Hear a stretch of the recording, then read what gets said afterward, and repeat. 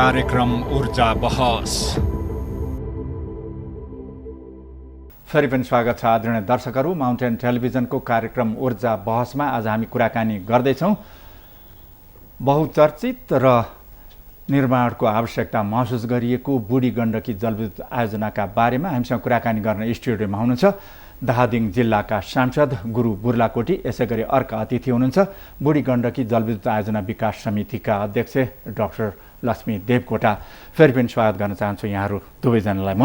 धन्यवाद। हजुर, जस्तो सांसदज्यू, अब विभिन्न आयोजनाहरू नेपालका आयोजनाहरूमा स्थानीय विरोध, राजनीतिक दलका विभिन्न स्वार्थहरू देखिन्छन् र अवरोध खडा गर्ने दलका स्वार्थ, व्यक्तिका स्वार्थहरू देखिन्छन्।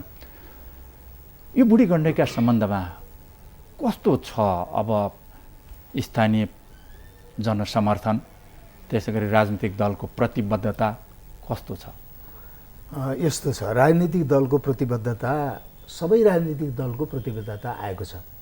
हामीले यो बिचमा पटक पटक हामीले जस्तो आरुघाट मुख्य बजार क्षेत्रहरू होइन जो डुबानमा पर्छन् प्रभावित ठाउँहरूमा हामीले पटक पटक विभिन्न कार्यक्रमहरूको आयोजना गरेका छौँ र त्यो कार्यक्रमहरूको आयोजना गर्दा सबै राजनीतिक दलका नेताहरू, स्थानीय नेताहरू, सांसदहरू, मन्त्रीहरू सबै उपस्थित हुनुहुन्छ।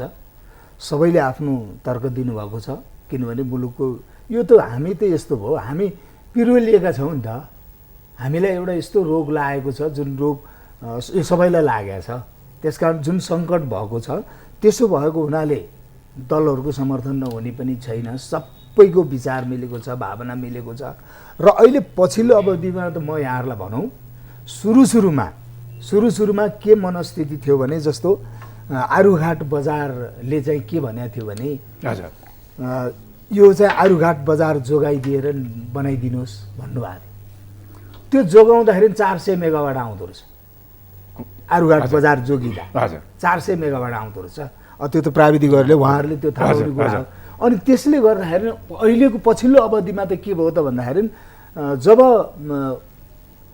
यो अहिलेको जुन तयारी छ, जुन इस्टिमेट छ, जुन डिजाइन छ, यो डिजाइनको आधारमा जाँदाखेरि अब उहाँले थपिसक्नुभयो। जस्तो त्यो रेगुलेटिङ ड्यामबाट मैले चाहिँ सुनेको थिएँ 100 मेगावाट, 400 मेगावाटसम्म आउन सक्ने हो नि त यो परियोजना। 1200 होइन 1600 मेगावाटको परियोजना बन्छ भनेदेखि अनि त्यहाँको जनताहरू पनि के मनस्थितिमा पुगेको हामीले अहिले पाछौँ भने ठिक छ, राज्यको समस्या समाधान हुन्छ भने हामी तयार छौँ, हामी छोड्नको लागि तयार छौँ। सबै मनस्थिति कोही जनताले हामी दिँदैनौँ, कतैबाट विरोधका स्वरहरू अहिले छैन, राजनीतिक दल पनि छैन। अब यति हो। एउटा कुरो कस्तो भने स्वाभाविक रूपले तपाईँ त्यहाँ उसले आफ्नो पुर्खादेखिको जिजु बाजेको पालादेखि बनाएका घर के अरे बारी होइन, जोडेका बारी खेत सबै ती डुबानमा पर्छन्, सबै सम्पत्ति डुबान पर्छ। त्यसले गर्दाखेरि यो परियोजना लागू हुन्छ, यसबाट चाहिँ मैले मुआवजा चाहिँ अलिकति बढाएर पाउन पाए हुन्थ्यो भन्ने कुरा यो स्वाभाविक कुरा हो। जनताको कुरा स्वाभाविक हो। किनभने स्वाभाविक उसले आफ्नो सबै छोड्न पर्दाखेरि अलिकति बढेर आओस्, सहज रूपले बाँच्न सकौँ भन्ने मनसाय राख्ने कुरा त्यो स्वाभाविक कुरा हो।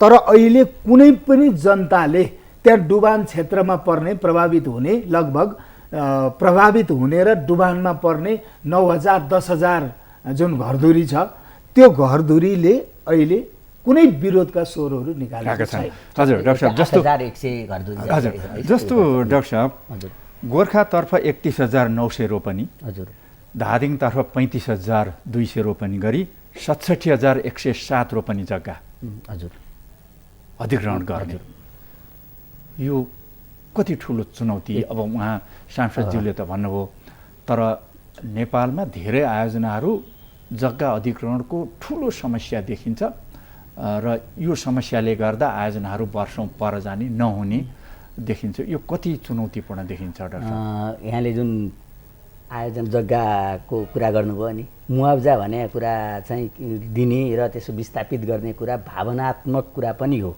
आर्थिक पक्ष त छँदैछ। त्यसले गर्दाखेरि जुनसुकै अवस्थामा पनि चुनौतीपूर्ण चाहिँ रहन्छ। खालि यसको महत्त्वपूर्ण के हो, हामी कसरी ट्याकल गर्छौँ त्यो चाहिँ बढी महत्त्वपूर्ण कुरा हो। यदि हामीले जनताहरूलाई अन्याय नहुने गरेर अझ न्याय हुने गरेर उहाँ पारदर्शिताका साथ उहाँहरूसँगै छलफल चलाएर अगाडि बढ्यौँ भने मलाई लाग्छ यी चुनौतीहरू चाहिँ अब केही नै आउँदैनन् त म पनि भन्दिनँ। आफआफ्ना किसिमका त्यहाँ हामीले अझै थाहा नपाएका कुराहरू हुनसक्छ, त्यस्ता आउन सक्छन्। तर मलाई लाग्छ यो हामी सबै अहिले हाम्रो सभासदज्यूले भन्नुभयो जस्तै राजनीतिक दलहरू एकजुट छन्, जनताहरू पनि यो बनाउन पर्छ। त्यहाँको धन्य 45,000 जनता 3 वर्षसम्म यसको पक्षमा रहिरहनु भनेको चानेचुने कुरा होइन भन्ने लाग्छ। त्यो छ र समिति पनि तयार छ, सरकार पनि यसलाई अगाडि अलिकति पक्कै पनि हामीले चाहे जति छिटो नभए पनि यो अगाडि बढाउन चाहिरहेको अवस्थामा यसलाई समाधान गर्न सकिन्छ हामी सबै बसेर भन्ने लाग्छ। र यसको मूल कुरो चाहिँ के हो भने पहिला हामी यसलाई टोटालिटीमा हल गर्नतिर हामी लाग्नुपर्छ। यदि पाठ गर्नतिर लाग्यौँ भने चाहिँ त्यो गलत हुन्छ, किनभने त्यसले अर्को नजिर बस्न सक्छ। भोलि आएर विभिन्न किसिमका बहसहरू अब यहाँ त भनौँ हाम्रो पहिलेदेखिको संस्कार नै पोजिटिभ रूपमा सोच्ने भन्दा नेगेटिभ कुराहरू के हुनसक्छ भन्ने छ। त्यसले लाग्छ यस सन्दर्भमा हेर्दा चाहिँ नीतिगत रूपमा पहिला हामी सरोकारवालाहरू सबै बसेर छलफल गरेर एउटा टुङ्गोमा पुग्यौँ भनेदेखि मलाई लाग्छ अरू त दर रेट त्यो नीतिगत आधारमै तय हुने कुरा हो। त्यसमा राजी भइसकेपछि अनि त्यसपछि मुआवजा दिन त त्यति धेरै समय लाग्छ भन्ने लाग्दैन। नीतिगत कुरा गर्दाखेरि यसलाई दुई पाटोबाट हेर्न जरुरी छ भन्ने मेरो बुझाइ हो।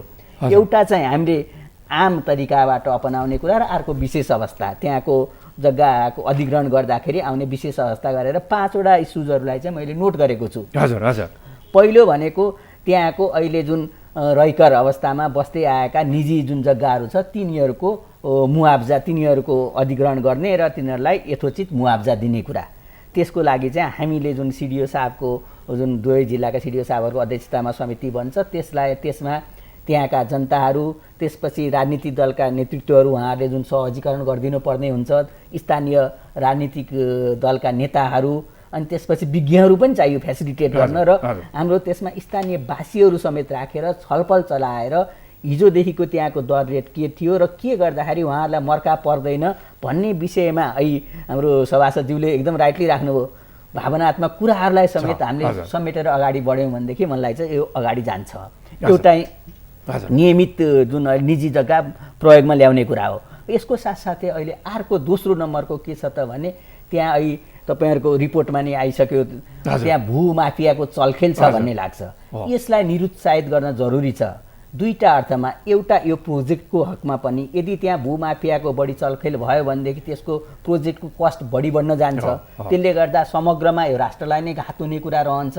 र यो बुढी गण्डकी प्रोजेक्टलाई हामीले बुढी गण्डकी प्रोजेक्ट्सको रूपमा मात्रै पनि हेर्न हुँदैन। अब हाम्रो 10औँ हजार प्रोजेक्ट्सहरू यस्ता जलाशययुक्त आउँदैछन्। यसमा हामीले सही निर्णय लिन सक्यौँ भने अरू जलाशययुक्त आयोजनाहरू पनि सहज रूपमा अगाडि बढ्न को लागि एउटा बाटो खुल्ने छ भने, असहज बन्यो भने त्यसपछि फेरि अरूहरूलाई पनि असहज हुनुहुन्छ। यो रूपमा पनि सोच्न जरुरी छ। त्यसैले मेरो चाहिँ के हो भने वास्तविक जो जनताहरू हुनुहुन्छ, त्यहाँका मानिसहरू हुनुहुन्छ, उहाँहरूको लागि न्याय +1 भन्ने गरेको छु मैले।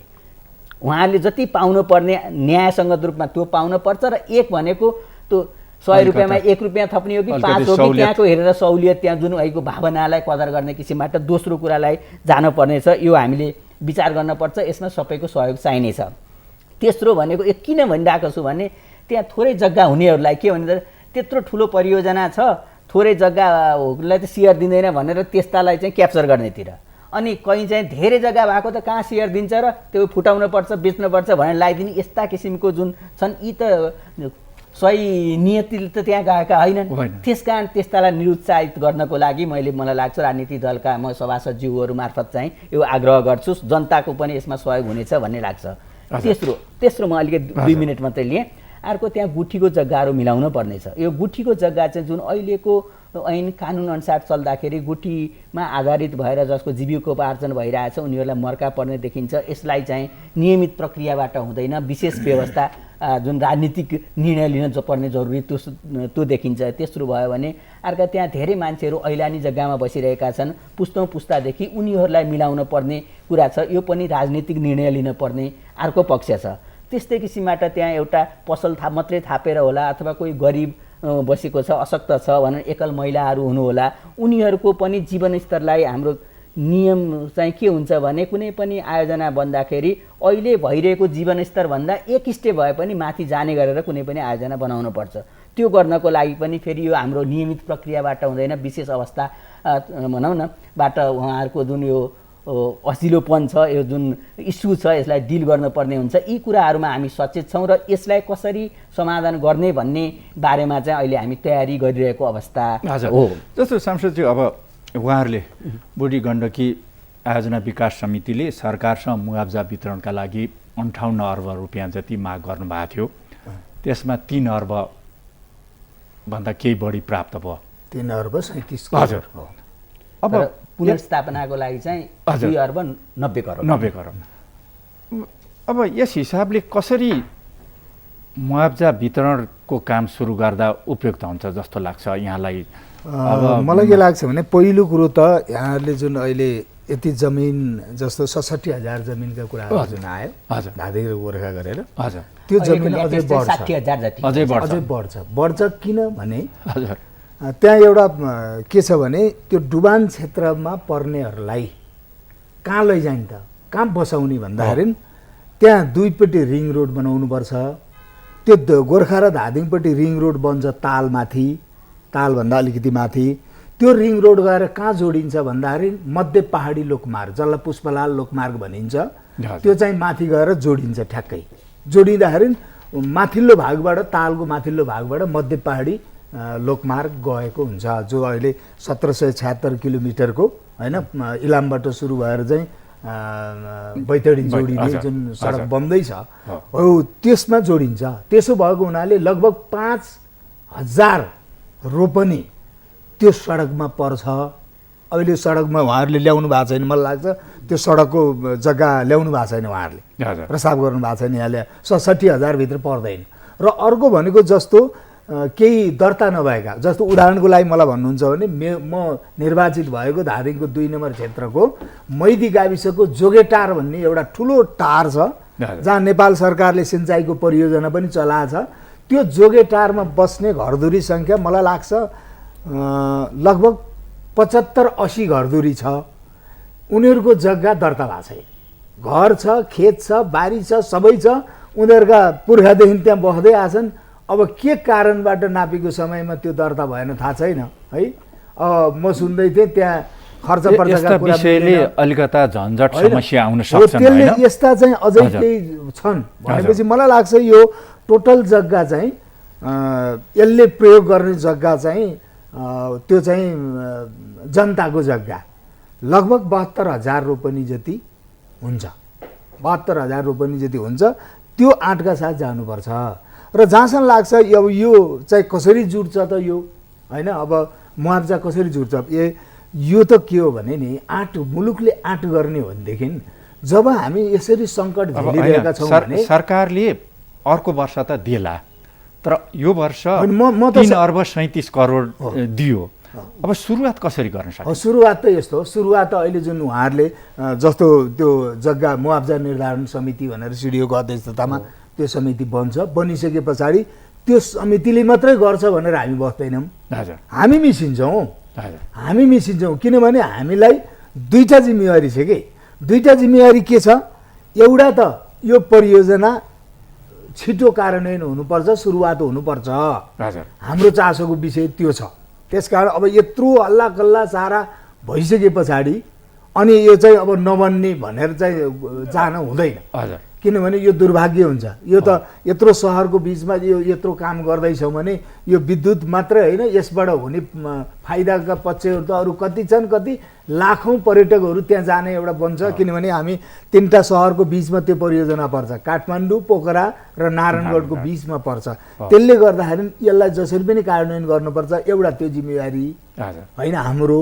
त्यो भएको हुनाले जग्गा निर्धारण कति मूल्य हो जग्गाको भनेर चाहिँ त्यहाँ विभिन्न किसिमका छ। एउटा त सरकारले अहिले बनाएको 4 क्याटेगोरीको जग्गा भन्दा पनि जस्तो तपाईँलाई प्रष्ट मैले के भनौँ भने एउटा खरबारी, खर मात्र भएको बारी र आरुघाट बजार, खरे बजार जस्तो बजार जहाँ हातको कति पैसा तिरेर किने घडेरीको मूल्य फरक हुन्छ, एउटै हुँदैन, फरक हुनुपर्छ।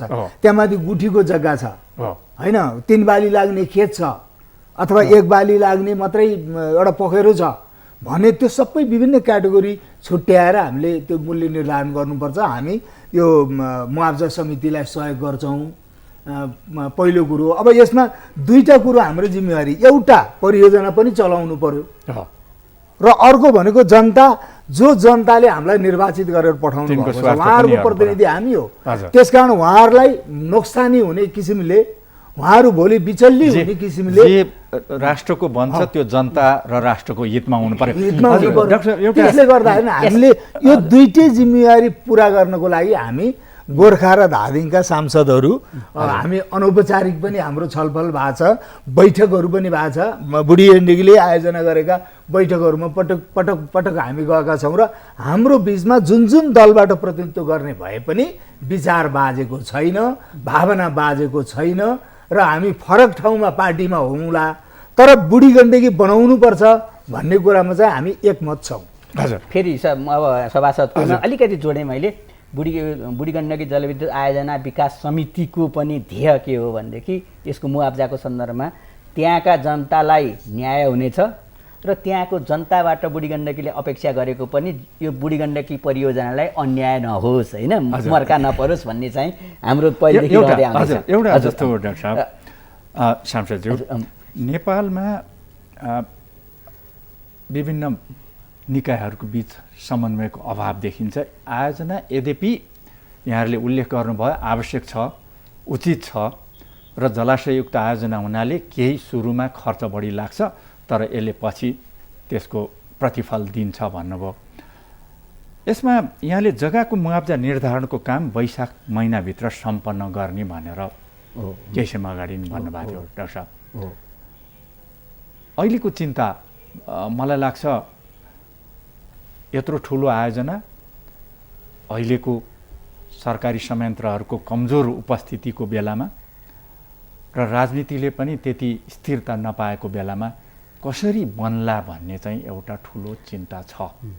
हो, हामी के अरे भनिन्छ नि औल्टाले हिर्काएको कुर बिजुलीदेखि क्वाइँ भने जस्तै त्यो सधैँ छ हामीसँग। फेरि पनि अविश्वासभित्र विश्वास गर्न जरुरी छ। विश्वास नगरे विकासै पनि हुँदैन। यसमा डाक्टर साहब मैले जोडेँ, जस्तो जुन उहाँले भन्नुभयो विस्थापित जुन स्थानीय बासिन्दाहरू छन् उनीहरूलाई पुनर्वास गराउने विषय कति चुनौतीपूर्ण छ, के गर्दै हुनुहुन्छ यहाँ? म अलिकति छोटकरीमा राखेँ। अब अहिले हामी यो पहिलो काम भनेको यसको जग्गाको मूल्य निर्धारणै गर्ने हो। यसमा अब हामीले छिटोभन्दा छिटो भने अब 15 गते 1.5 महिना जतिको समय थियो भनेपछि अब हामीले स्क्विज गर्ने समय भनेको यो जग्गाको दर जति छिटो निर्धारण हुन सक्यो त्यति छिटो हामी काम अगाडि बढाउन सकिन्छ। त्यस्तै किसिमबाट जनताले जुन पुनरावलोकन गर्ने 35 दिनलाई चाहिँ हामी घटाउन सक्दैनौँ। अर्को 35 दिन हुन्छ नि, जो 35 दिनमा कतै त्यस्ता किसिमका इस्युजहरू आयो भने त्यसलाई चाहिँ सकेसम्म छिटो गरेर ऐको कम्पेन्सेट गर्न सकिन्छ। अझै पनि समय घर्केको छैन, तर अबदेखि चाहिँ यो दिन होइन घन्टाको महत्त्व छ। यो चाहिँ मलाई लाग्छ समितिले, सरकारले, जनताले र सबै सरोकारवाला जनप्रतिनिधिज्यूहरू, स्थानीय जुन राजनीतिक कर्मीहरू यी सबै मिलेर गर्न जरुरी छ भन्ने बुझ्न जरुरी छ। यो किसिमको एउटा सबैको पोजिटिभ मानसिकता रह्यो भनेदेखि अझै पनि हामीसँग समय छ। अब अर्को कुरा, अब यसको लागि अहिले भन्नुभयो जस्तै एउटा अहिले हाम्रो मान्यज्यूले नि भन्नुभयो एउटा सिडिओको अध्यक्षतामा बन्ने समितिलाई मात्रै हामीले सबै कुरा सुम्पियौँ भने उहाँका पनि थुप्रै अरू कुराहरू हुन्छन्, सम्भव छैन। यसमा हामीले पनि कुन प्रकारबाट नीतिगत कुरा गरेँ नि मैले, कस्तो जग्गालाई कति दिने भन्नेमा हामीले होमवर्क गरेर उहाँहरूलाई फिडब्याक दिन सक्यौँ भने तब मात्रै छिटो हुन्छ। है भने जस्तै पाको जग्गालाई कति दिने, खेतलाई कति दिने, बाटोको नजिक भएकोलाई कति दिने, टाढाकोलाई कति दिने, सहरलाई कति दिने, के हुन सक्छन्, जति माइन्युटली हामीले एउटा खाका तयार पार्न सक्छौँ त्यो खाका तयार पार्ने चाहिँ मेन च्यालेन्ज छ भन्ने लाग्छ। हो, त्यसको लागि उहाँहरूको समिति मात्रै नभएर हामीले अहिले गोर्खा र धादिङ गरेर 27वटा गाविसको केही भाग पर्छ, त्यसलाई उपसमितिहरू बनाएर त्यस्ता विभिन्न विज्ञ, त्यहाँका जनताहरू अनि त्यसपछि राजनीतिक कर्मीहरू, समितिका मान्छेहरू बसेर छलफल गरेर 27वटा गाविस पर्छ भने 27वटा बनाउन सकियो। अझ कुनै गाविसमा अझ धेरै भाग पर्छ भने त्यहाँ 2टा बनाएर 30-35वटै पनि बनाउन सकिन्छ। यसरी प्यारलली हामीले अगाडि बढायौँ भनेदेखि मलाई लाग्छ म निकै नै आशावादी छु। र यो अहिले हामीले किन गर्न जरुरी छ भने भूकम्पबाट हाम्रा त्यहाँका दाजुभाइ दिदीबहिनीहरू थुप्रै प्रताडित हुनुहुन्छ। त्यो इस्युलाई हामीले अहिले सम्बोधन गर्न सकेन भने उहाँहरूमाथि अन्याय हुन्छ। त्यसमा समितिले चाहिँ सरकारलाई घचघचाइरहेको छ। फेरि पनि यहाँ के हो भने अलिकति थोरै यो ढिला सुस्ती जुन एउटा ब्युरोक्रेटिक प्रोसेस भनेर जुन एउटा ढिला सुस्ती हुनेछ त्यसको लागि चाहिँ हामी फेरि आवश्यक पर्दाखेरि मान्यज्यूहरूलाई पनि घचघचाउने छौँ र अगाडि बढ्ने छौँ। आशावादी हुनको लागि चाहिँ म सबैलाई अनुरोध गर्छु। जस्तो रिपोर्टमा पनि हामीले हेऱ्यौँ सांसदज्यू, अहिले त्यहाँका स्थानीय बासिन्दाको एउटा गुनासो अप्ठ्यारो केही डाक्टर साहबले नि उल्लेख गर्नुभयो, भूकम्पले घरहरू भत्कियो, बनाऊ भने डुबानमा पर्ने हो कि फेरि छोड्नु पर्ने हो कि पैसा खर्च गरेर बनाएर फेरि खेर जाने हो कि भन्ने उहाँहरू दोधारमा हुनुहुन्छ होइन? यस्तो म यो कार्यक्रम यहाँहरूको यो ऊर्जा बहस कार्यक्रमको मार्फत नेपाल सरकारसँग पनि एउटा आग्रह के गर्छु भने यो वर्ष जति पैसा छ आउने वर्ष कमसेकम प्रतिशतका हिसाबले चाहिँ 3 किस्ता गरेर दिने, पैसा 3 किस्ता गरेर दिने एउटा, त्यसको लागि अलिकति चाहियो। जस्तो एउटा छलफल चलाउनुपर्छ सरकारले, नेपाल सरकारको मात्रै पैसाले यो सम्भव नहोला।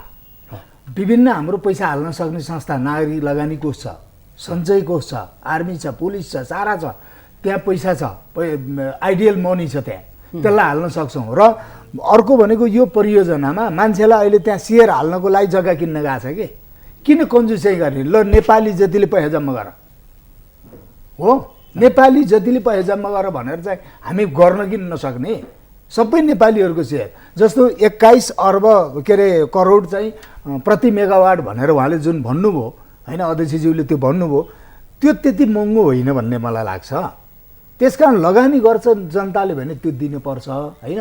त्यसकारण के भने 3 किस्ता गरेर दिनको लागि चाहिँ नेपाल सरकारले आगामी बजेटमा होइन केही पैसा छुट्याउनु पर्यो। किनभने तिम्रो चाहिँ लो 2% बुझ भनेर त भएन नि, मुआब्जाको 2% बुझ भनेर त पुरै दिनु पर्यो, पुरै दिनु पर्यो। 60 अरबको अनुमान छ होइन, त्यसकारण 60 अर्ब चाहिँ दिने। र अर्को भनेको के भने उहाँहरूलाई पनि म आग्रह के गर्नु, विकास समितिलाई पनि के आग्रह गर्न चाहन्छु भने जुन प्रस्तावित सडक हो रिङ रोड, त्यो ring road design survey design गरिहाल्नुहोस्, ट्र्याक खोलिहाल्ने, र जुन ठाउँ जङ्गल पर्छ त्यहाँ राख्न सक्ने त भएन, जुन ठाउँ टार पर्छ बस्ती पर्छ त्यो ठाउँमा कति दिने घडेरी डुबानमा पर्नेलाई पूर्ण रूपले डुबानमा, अहिले पूर्ण रूपले आंशिक डुबानमा पर्नेलाई परेन, उसको खेत डुब्छ भने पैसा पाउँछ, घरमाथि डाँडा जाँदैछ, त्यसकारण उसलाई परेन। तर जो पूर्ण रूपले डुबानमा पर्नेलाई चाहिँ त्यो ट्र्याक खोलेर ट्र्याकमा बसाउन 2 मिनट जति समय बाँकी छ, त्यो स्पिडमा जानुपर्छ। एउटा अब लागतको कुरा, उत्पादन सुरु गर्न आयोजना निर्माण अवधि करिब 8 वर्ष मोटामोटी हजुर। 2 खर्ब 50 अर्बको भन्दा बढीको खर्च, 28 अर्ब वार्षिक हिसाबले आम्दानी गऱ्यो भने 8 वर्ष निर्माण भयो, 8 वर्ष त्यसको भुक्तानी फेरि लागत आउने विषय भयो।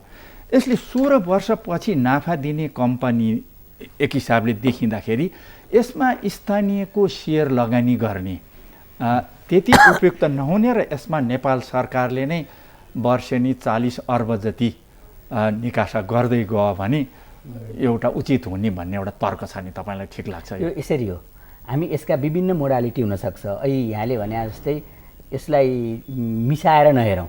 अब यो आयोजनाको लागत जुन मुनाफा दिने तरिका हो भनेदेखि अलिकति सफ्ट लोनबाट आएको पैसा प्रयोग गर्नुपर्ने हुन्छ।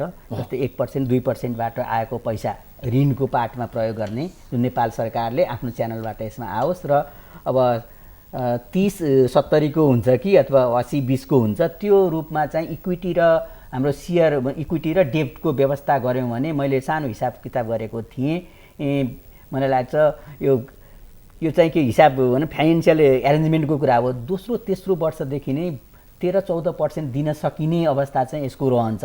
अब बाहिर भनिएको जस्तै यहाँ अहिले तपाईँले भनेको हामी जुन डेब्ट रिपेमेन्ट पिरियड चाहिँ लामो समयसम्म राख्यौँ भनेदेखि त्यताबाट मिलाएर हामीले दोस्रो तेस्रो वर्षदेखि नै 13-14% दिने गरेर एउटा तयारी गर्न सक्छौँ। यो चाहिँ फाइनेन्सियल खालि म्यानेजमेन्ट अथवा म्यानिपुलेसनको कुरा हो भन्ने लाग्छ।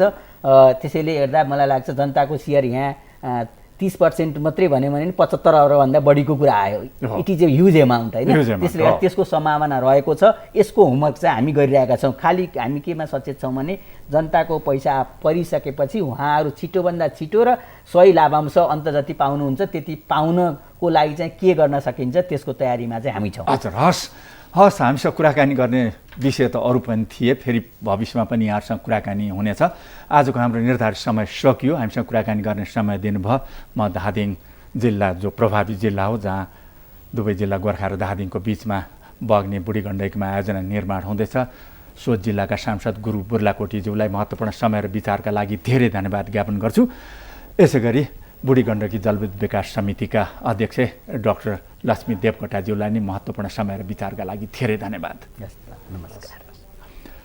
आदरणीय दर्शकहरू, कार्यक्रम ऊर्जा बहसको आजको हाम्रो निर्धारित समय सकियो। यो कुराकानीमा मलाई सघाउने प्राविधिक साथीहरूलाई धेरै धन्यवाद दिँदै आजको ऊर्जा बहस कार्यक्रमबाट म बिदा माग्दछु। नमस्ते।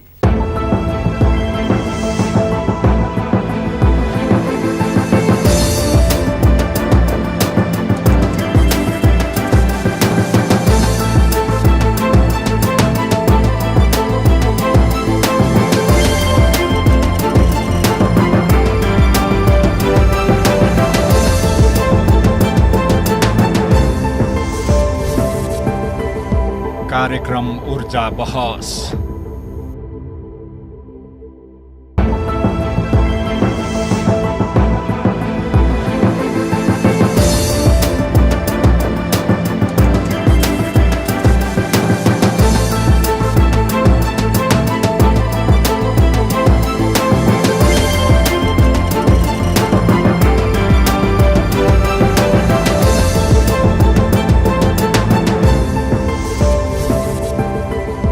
कार्यक्रम ऊर्जा बहस। नमस्ते आदरणीय दर्शकहरू, माउन्टेन टेलिभिजनको कार्यक्रम ऊर्जा बहसको एउटा नयाँ र रोचक श्रृङ्खलामा यहाँहरू सबैलाई म हार्दिक स्वागत गर्न चाहन्छु। दर्शकहरू, नेपालमा जलविद्युतको अपार सम्भावना रहेको र यसको विकास गरेर देशको ऊर्जा आपूर्ति गर्ने र निकासी गरेर देशलाई आर्थिक रूपमा सम्पन्न गराउने भनेर भनिएको धेरै समय बितेको छ, तर यसको विगत त्यति सुखद देखिँदैन। उपलब्धि निराशाजनक नै छ। ऊर्जा बहसमा हामी ऊर्जा क्षेत्र, त्यसमा पनि नेपालको अपार सम्भावना रहेको जलविद्युत क्षेत्रका विभिन्न पक्षमा विभिन्न आयोजनाहरूका बारेमा बहस, छलफल, विश्लेषण, टिप्पणीहरू गरिरहेका छौँ। यही क्रममा आजको ऊर्जा बहसमा हामी धेरै चर्चामा रहेको आवश्यक ठानिएको 1200 मेगावाटको जलाशययुक्त बुढी गण्डकी जलविद्युत आयोजनाका बारेमा कुराकानी गरेछौँ, जसका लागि आज हामीले स्टुडियोमा आमन्त्रण गरेका छौँ। धादिङ जिल्लाबाट संसदमा प्रतिनिधित्व गर्नुहुने सांसद गुरु बुर्लाकोटी, आउनुहोस् उहाँलाई कार्यक्रममा स्वागत गरौँ। सांसदज्यू, कार्यक्रममा हार्दिक स्वागत छ। धन्यवाद। यसै गरी अर्का अतिथि हुनुहुन्छ बुढी गण्डकी जलविद्युत आयोजना विकास समितिका अध्यक्ष इन्जिनियर डाक्टर लक्ष्मी देवकोटा, आउनुहोस् उहाँलाई पनि कार्यक्रममा स्वागत गरौँ। डाक्टर साहब, कार्यक्रममा हार्दिक स्वागत छ। धन्यवाद। अब म कुराकानी सुरु गर्न चाहन्छु सांसदज्यूबाट। के छ सांसदज्यू, अब स्थानीय आयोजना विकास गर्नुपर्छ भन्ने त सबैको चाहना नै देखिन्छ होइन? के भन्नुहुन्छ यहाँहरू जनप्रतिनिधिहरू, के गर्दै हुनुहुन्छ? अब पहिलो कुरो त यो बुढी गण्डकी जलाशययुक्त परियोजनाको सम्बन्धमा धेरै लामो समय पहिलादेखि हजुर थोरै अध्ययन भएर थन्किएर बसेको परियोजनालाई हामीले खोतल्ने काम गऱ्यौँ। हजुर, सुरुवात गर्ने काम। हजुर, र यो लगभग 1983-84देखि यो थन्किएर एउटा खडपहलभित्र लुकेर बस्या अवस्था थियो। अनि हामीले यसलाई खोतल्ने काम गऱ्यौँ। खास गरी माधव कुमार नेपाल प्रधानमन्त्री हुनुहुन्थ्यो, त्यसलाई त्यो समयमा हामीले खोतलेर यसलाई बाहिर ल्याउने काम गऱ्यौँ। र यो थन्क्याउनु हुँदैन, किनभने मुलुकमा ऊर्जा सङ्कट छ र ऊर्जा सङ्कटले के निम्ति आयो भन्दाखेरि युवा शक्ति विदेश पलायन भयो।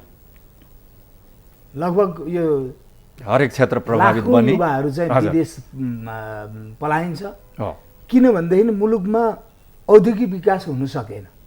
जब ऊर्जा नभइसकेपछि विकास कसरी हुने, सम्भव हुने, यहाँ लगानी कसले गर्ने, हो त्यो खालको एउटा स्थिति भइसके पछाडि यसलाई कुनै पनि उसमा जानुपर्छ भनेर हामीले खोतल्यौँ। त्योभन्दा पछाडिका सरकारहरूले होइन, त्योभन्दा पछाडि डाक्टर बाबुराम भट्टराईको नेतृत्वमा सरकार बन्यो। त्यसभन्दा पछाडि जुन जुन सरकार बने पनि यो चाहिँ अगाडि बढ्या छ र अहिले कमसेकम थन्किएर बसेको ठाउँबाट यसको डिपिआर तयार हुने काम भएको छ, सकिएको छ।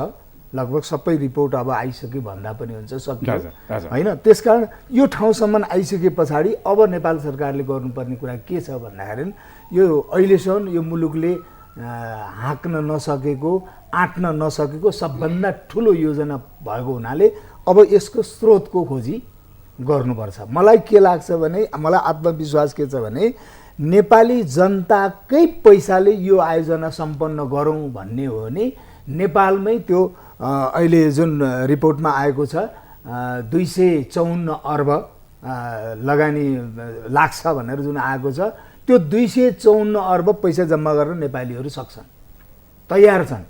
त्यसो भएको हुनाले मलाई चाहिँ एउटा खुसी के लागेको छ भने अब यो ढिला भयो भनिएको छ, अलिअलि ढिला भएकै पनि छ र जे भए पनि अहिले जुन चरणमा हामी आइपुगेका छौँ, अब यसलाई लिएर अगाडि बढ्दाखेरि हाम्रो मुलुकको सङ्कट समाधान हुन्छ। र यो तपाईँ बुढी गण्डकी, मैले त के बुझेको छु भने बुढी गण्डकीले वर्षमा 35 अर्बको बिजुली फलाउँछ। डाक्टर साहब, जस्तो गत शुक्रबार शनिबार चितवनको कुरिनटारमा उपप्रधानमन्त्री टोपबहादुर रायमाझी ज्यूको उपस्थितिमा स्थानीय प्रशासकहरू यहाँहरू बसेर छलफल भयो एउटा। हजुर, त्यसमा यसलाई अब फास्ट ट्र्याकमा लाने भनेर निर्देशन पनि भएको, निर्देशन दिनुभयो। के गर्दै हुन्छ, फास्ट ट्र्याकमा हिँड्ने बाटो लागिराख्नु भएको छ? हो, ठिक हो। अब अहिले यो बुढी गण्डकीको स्थिति, हामी चाहिँ निर्माणमा जान सक्ने स्थितिमा हामी छौँ। तर निर्माणमा जानुभन्दा पहिला 3टा कुराहरू जरुरी हुन्थे। एउटा प्राविधिक पक्षको तयारी, अहिले हाम्रो माननीय सभासदज्यूले भनिसक्नुभयो, प्राविधिक कामहरू चाहिँ मोटामोटी सकिएको अवस्था छ। यसको सम्भाव्यता अध्ययन सकिएको छ, डिटेल डिजाइन पनि बनिसकेको अवस्था छ र हामी इन्टरनेसनल कन्ट्र्याक्टर्सहरू हायर गर्नको लागि बिडिङ डकुमेन्ट पनि तयार भएको अवस्था छ। भनेपछि यो एउटा सुगत पक्ष रह्यो। प्राविधिक रूपमा हामी एउटा ठिक अगाडि जान सक्ने परिस्थितिमा छौँ। दोस्रो आयो यो हाम्रो वातावरणीय तथा सामाजिक पक्ष अथवा यहाँले राख्न खोज्नुभएको यो मुआवजासँग सम्बन्धित कुरा, त्यसको बारेमा चाहिँ हाम्रो अस्ति छलफल भएको हो। र अर्को तेस्रो पक्ष भनेको यसको पैसाको जोहो गर्ने बारेमा, त्यसको बारेमा फेरि पछि जाउँला। यहाँकै सन्दर्भमा अब हामी प्राविधिक रूपमा तयार भइसकेपछि र सबभन्दा पेचिलो पक्ष भनेको चाहिँ यो जनताहरू अहिले जुन भूकम्पबाट पीडित छन् उहाँहरूलाई सकेसम्म छिटो मुआवजा दिन सकियोस् भनेर हामी पहिलेदेखि नै लागिरहेका हौँ। यसमा पनि यसै सन्दर्भमा कुराकानी त्यहाँ भएको थियो। त्यो दिनमा सबै गोर्खा र धादिङ जिल्लाका सबै यहाँले भने जस्तै प्रमुख जिल्ला अधिकारीज्यूहरू, एलटिओ साहबहरू, त्यसै प्रमुख जुन 3टै सुरक्षा अङ्गका प्रमुखहरू, मन्त्रालयका सहसचिवज्यू हुनुहुन्थ्यो होइन, र मन्त्रीज्यूको समुपस्थितिमा हामी बसेका थियौँ। र यसको 8 गतेभित्र, यो चैत 5 गते त्यो बसेको थियो। हाम्रो जुन डकुमेन्ट, मुआवजा सम्बन्धी डकुमेन्ट जुन तयारी अवस्थाको अन्तिम चरणमा थियो, त्यो डकुमेन्ट चाहिँ 8 गते हामीले प्रमुख जिल्ला अधिकारीज्यूहरू धादिङ र गोर्खाकालाई दिने भन्ने थियो। र त्यसपछि 12 गते हामी उहाँहरूले सूचना प्रकाशित गरेर यो मुआवजाको प्रक्रिया, जग्गा अधिग्रहण तथा मुआवजाको प्रक्रिया अगाडि बढाउने भन्ने थियो। र 15 गतेसम्ममा एउटा समिति र उपसमितिहरू, यो सिडिओ साहबको अध्यक्ष भनौँ, यो संयोजकत्वमा जग्गा अधिग्रहण तथा मुआवजा निर्धारण कमिटी भन्छ, त्यो कमिटी बनेर अगाडि बढ्ने भन्ने थियो। त्यो आजसम्म नभएको कुरालाई यहाँले इङ्गित गर्न खोज्नु भएको होला। यसको अब अलिकति हामी पोलिटिकल, उहाँ यो माननीय उपप्रधानमन्त्री तथा ऊर्जा मन्त्रीज्यूले त्यो रूपमा अगाडि बढ्न निर्देशन दिनुभएकै हो। फेरि तयारी गर्ने क्रममा अलिकति केही कामहरू बाँकी रहेछन् र त्यो कुराहरू चाहिँ अब अहिले आज मेरो जानकारीमा आएअनुसार यति सकिन पर्ने हुँदाहुँदै पनि आज सबै रेडी भएको अवस्था छ। आज चाहिँ सिडिओ साहबहरूको टेबलमा चाहिँ ती डकुमेन्टहरू पुग्नेछन् भनेपछि 10-8 दिन चाहिँ ढिलो भयो। अब काम गर्दै जाँदाखेरि फेरि यो त्यहाँ यो ब्युरोक्रेटिक प्रोसेसहरू र यो पोलिटिकल निर्देशनको बिचमा कतैतिर तालमेल थोरै नमिलेको मिल्न नसक्ने कुराहरूले गर्दाखेरि चाहिँ त्यस्तो हुन गएको हो। फेरि बेसरी ढिलै भयो भन्ने चाहिँ होइन, तैपनि फेरि अब यहाँहरूलाई मैले जानकारी गराउन पर्छ। अब भने हामीले 1 दिन पनि ढिलो गर्न हुँदैन, किनभनेदेखि यो 35 दिन जति यसको सूचनाहरू प्रवाह गर्ने दिन दिनुपर्ने रहेछ। अनि त्यसपछि त्यहाँ जग्गाहरू भनौँ न त्यहाँको मुआवजासँग सम्बन्धित जुन यकिन गर्नुपर्ने जग्गाको दर रेट कति हो त्यो यकिन गर्नुपर्ने, त्यहाँको घर हुन्छ, टहरा हुन्छ, बगैँचा के हुन्छन् त्यसको रेट तयार गर्नुपर्ने कुरा चाहिँ यो 35 दिनभित्रमा गरिसक्नु पर्ने एउटा प्रावधान रहेछ त्यो कमिटीले। त्यसपछि अर्को 35 दिन चाहिँ के हुँदो रहेछ भने यदि त्यो गरेको कुरा चित्त बुझेन भने उजुरी गर्ने अथवा पुनरावलोकन गर्ने समय हुँदो रहेछ। र अर्को 35 दिनभित्र चाहिँ फेरि अब त्यसको निर्णय दिइसक्नु पर्ने भनेपछि 105 दिन भन्नाले 3.5 महिना भनौँ न लाग्ने भएकोले अस्तिको जुन निर्णय चाहिँ साँच्चै भन्नु भने 15 गते चैत 15 गते हुँदा हामीसँग ठ्याक्कै 3.5 महिना रहन्थ्यो। त्यो हिसाब किताब अनुसार चाहिँ मन्त्रीज्यूको निर्देशन थियो। अब मन्त्रीज्यूको निर्देशन अनुसार काम हुन नसकेकाले अब अरू बाँकी रहेका कुराहरूलाई चाहिँ अब स्क्विज गरेर भनौँ न प्रक्रियाहरू नै लामो छ होइन डाक्टर, प्रक्रिया नै छ। सांसदज्यू एउटा जस्तो केही समय अगाडि वातावरणीय अध्ययन प्रतिवेदन प्रस्तुत भयो सम्बन्धित क्षेत्रमै। त्यसमा जुन अध्ययन गर्नुभएको थियो डाक्टर तोरण शर्माले, त्यहाँ चाहिँ वातावरणीय दृष्टिकोणले यो आयोजना सो क्षेत्रमा निर्माण गर्न कुनै प्रतिकूलता छैन, अनुकूल छ। तर नेपालमा मिनेटमा देखिने राजनीतिक अस्थिरता र गरिने अस्थिर निर्णयहरूले यसलाई प्रभाव पार्ला कि भन्ने एउटा चाहिँ चिन्ता व्यक्त गर्नुभएको थियो। कस्तो छ नेपालको राजनीति विकासमा? त्यति सकारात्मक सहज विगतको इतिहास देखिँदैन होइन? अब यस्तो हो, यसको पहिलो अलिकति अघिल्लो उसमा मैले भनेका यो हामीले रिरेगुलेटिङ ड्यामको कुरा अहिले आएको छैन। हजुर। र रिरेगुलेटिङ ड्याम भनेको मुख्य जलाशयभन्दा तल फेरि अर्को ड्याम बन्छ। त्यो ड्याम किन पनि बनाउनु जरुरी छ भने त्यो ड्याम नबनाइकन एउटा अन्तर्राष्ट्रिय कानुन र मान्यताको आधारमा केही प्रतिशत पानी चाहिँ त्यो बुढीगण्डकी नदीको भागबाट छोड्नुपर्ने हुन्छ। त्यसकारण त्यो रिरेगुलेटिङ ड्याम चाहिँ त्रिशुली नदीसम्म नजिकसम्म बनाउँदाखेरि चाहिँ त्यो पानी छोड्नुपर्ने बाध्यता रहँदैन त्यहाँ। त्यसकारण त्यो रिरेगुलेटिङ ड्यामबाट थप अर्को लगभग 100 मेगावाट उत्पादन हुने हो भने त्यो 1200 होइन यो 1300 मेगावाटको परियोजना बन्छ। त्यसो भएको हुनाले अलिकति यसले उत्पादनलाई पनि बढाउँछ। र जहाँसम्म लाग्छ डाक्टर तोरण शर्माले जुन एउटा आशंका व्यक्त गर्नुभयो र अहिलेसम्मको मेरो जानकारीमा मैले भनिहालेँ, जति बेला यो एउटा 1983-84 आउटलाइन एउटा अध्ययन भएर थन्किएको थियो, त्योभन्दा पछाडिका सबै सरकारहरू जसको नेतृत्वमा सरकार बन्यो सबै सरकारहरूले बुढी गण्डकी अपरिहार्य योजना हो भनेर चाहिँ उहाँहरूले आफ्नो पालोमा पैसा छुट्याउँदै आउनुभएको छ र प्रक्रिया अगाडि बढेको छ। र यही विषयमा मलाई के लाग्छ भने अहिले मेजर पार्टीहरू यो मुलुकमा भएका मेजर पार्टीहरूको बिचमा द्वन्द्व छैन। साना पार्टीहरूले पनि विरोध गरेको एउटा अवस्था छैन। कसैले पनि बुढी गण्डकी बेठिक छ भनिएको छैन। किनभने यो बुढी गण्डकी बुझ्नेले मलाई लाग्छ सबै राजनीतिक दलले सबै नेताहरूले यो कुरा बुझ्नु भएको छ। बुढी गण्डकी मात्रै बिजुली उत्पादन होइन कि नेपालमा आउने सबै विदेशीहरू होइन, पर्यटकहरू अथवा उच्च पदस्थ व्यक्तित्वहरू आइसके पछाडि यस्तो डेस्टिनेसन बन्छ कि बुढी गण्डकी जलाशय त्यहाँ नगई नहुने। जसरी हामी पोखरा जाँदा फेवातालमा जान्छौँ त्योभन्दा धेरै ठुलो किनभने फेवाताल भन्दा यो 15 गुणा ठुलो ताल बन्छ होइन। फेवाताल 4.2 वर्ग किलोमिटरको छ भने यो 63 वर्ग किलोमिटरको ताल बन्छ भने त्यो यस्तो डेस्टिनेसन बन्छ कि यसले विद्युत उत्पादन साथै पर्यटनलाई बढावा दिन्छ। किनभने हामीसँग त्यो तालमा छाया पर्ने हामीसँग मनासोलु हिमाल छ, लार्के हिमाल छ, गणेश हिमाल छ। राजनीतिले यसलाई नकारात्मक प्रभाव नपार्ला, पार्नु हुँदैन। मलाई के लाग्छ भने जब हामीले यस्तो सङ्कट भोगिरहेका छौँ, आज हामी राजधानी बसेका छौँ, टेलिभिजनमा के न्युज आयो हेर्न पाइँदैन, किनभने त्यहाँ सेडिङ छ, सेडिङले गर्दाखेरि ऊ हुन्छ, खाँदै बत्ती गएको एउटा अवस्था छ। त यो दुःख जुन कष्ट हामीले झेलेर बसेका छौँ, उद्योगपतिले लगानी गर्न सक्ने अवस्था छैन। 8 घण्टा मेसिन चलाएर यसको आवश्यकता अपरिहार्य छ। अलिकति सरको थोरै थप्नु पर्ने जरुरी देखेँ।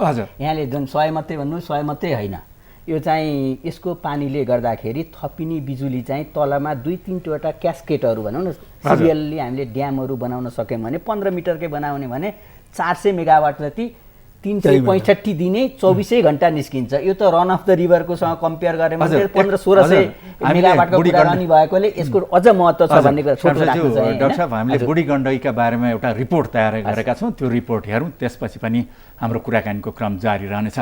आदरणीय दर्शकहरू, बुढी गण्डकीका सम्बन्धमा हामीले तयार पारेको रिपोर्ट र केही बेरको विश्रामपछि पनि हाम्रो कुराकानीको क्रम जारी रहनेछ। नेपाल सरकार बुढी गण्डकी जलविद्युत आयोजना विकास समितिले निर्माण गर्ने भनिएको बुढी गण्डकी जलविद्युत आयोजना डुबान क्षेत्रमा पर्ने आरुघाट, बोर्लाङ तथा अन्य प्रभावित क्षेत्रका बासिन्दाहरू आफ्नो स्थान छोड्ने कि पुनर्निर्माण गरी बस्ने भन्ने विषयमा अन्योलमा परेका छन्। सरकारले बहुचर्चित बुढी गण्डकी आयोजना बनाउने बताए पनि यसको काम अघि नबढ्दा आरुघाट, बोर्लाङ लगायत अन्य प्रभावित क्षेत्रका बासिन्दाहरू भूकम्पले समेत क्षति पुर्याएको घर मर्मत गर्ने कि नयाँ बनाउने वा अन्तै सर्ने भन्ने अन्योलमा परेका छन्। गोर्खा र धादिङको सीमा भई बगिरहेको बुढी गण्डकी नदीमा जलाशययुक्त बाँध बनाएर 1200 मेगावाट विद्युत उत्पादन गर्ने तयारी भए पनि आयोजना क्षेत्रमा तीव्र रूपमा काम अघि बढेको छैन। देशकै ठूलो आयोजनाको रूपमा मानिएको बुढी गण्डकी जलविद्युत आयोजनामा काम भन्दा हल्ला धेरै भएको स्थानीयहरू बताउँछन्। उक्त आयोजना कुन मोडल अनुसार बनाउने हो भन्ने पनि अझै टुङ्गो छैन। लाग्छ सरकार निदाएको छ, बुढी गण्डकी गज्रिरहेको छ भने स्थानीय रमिते बन्न बाध्य छन्। तर पनि आयोजनाले प्रभावित बनाउने जिल्लाका 14 गाविस र धादिङका 13 गाविसमा जग्गा किनबेच कारोबारमा भने वृद्धि भएको छ। बुढी गण्डकी प्रभावित क्षेत्रका बासिन्दाले सेयर, मुआब्जा र रोजगारी पाइने आशमा अत्याधिक मूल्यमा जग्गा किनबेच गरिरहेका छन्। भूमाफियाको चलखेल पनि उत्तिकै बढेको छ। फ्रान्सको ट्रेक्टाबेल इन्जिनियरिङ, नेपालको जेट कन्सल्ट प्राली र Nepal environmental and scientific services प्रालीको संयुक्त समूहले तयार गरेको वातावरणीय प्रभाव मूल्याङ्कन प्रतिवेदन पनि हालै सार्वजनिक गरिएको छ। आयोजनाबारे बुढी गण्डकी प्रभावितहरूलाई चिन्ता र चासो बढेको छ। भूकम्पले भत्काएका घर पुनर्निर्माण सुरु गर्ने कि नगर्ने अन्योलमा छन् स्थानीयहरू। बुढी गण्डकी किनार क्षेत्रमा पर्ने आर्खेत बजारदेखि घ्यालचोक गाविससम्मका बासिन्दा पुरानै ठाउँमा घर बनाउने या नबनाउने दोधारमा छन्। ऋण धन गरी बनाएको घर केही वर्षमै डुबानमा पर्ने चिन्ता छ स्थानीयहरूलाई। जलाशयले डुबाउने क्षेत्रका बासिन्दालाई मुआब्जा दिएर सुरक्षित ठाउँमा सार्नुपर्ने स्थानीयको माग छ। आयोजनाको कामले तीव्रता पाउन नसकेका बेला प्रभावितको इच्छा र माग झन उच्च हुँदै गएको छ।